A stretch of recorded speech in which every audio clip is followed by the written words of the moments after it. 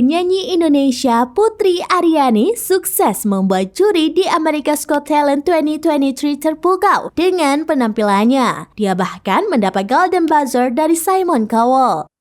Sebelumnya, video penampilan Putri Aryani di ajang pencarian bakat America's Got Talent tersebar di media sosial dan mendapat banyak pujian dari berbagai pihak.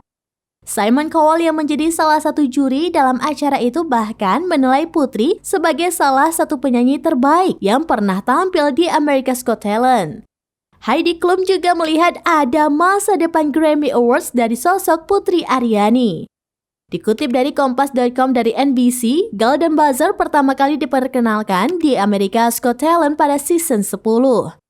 Golden Buzzer merupakan tombol yang ada di antara para juri dan akan ditekan jika mereka menemukan bakat yang mengesankan.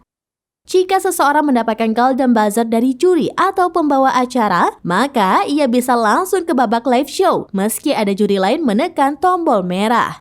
Biasanya, seseorang membutuhkan setidaknya 3 suara ya dari dewan juri untuk maju dan lolos dari babak eliminasi.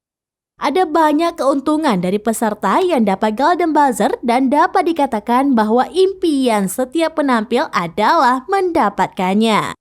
Juri dan pembawa acara AGT dapat menekan Golden Buzzer mereka 1 kali selama fase audisi kompetisi sehingga bisa menjadi sangat kompetitif.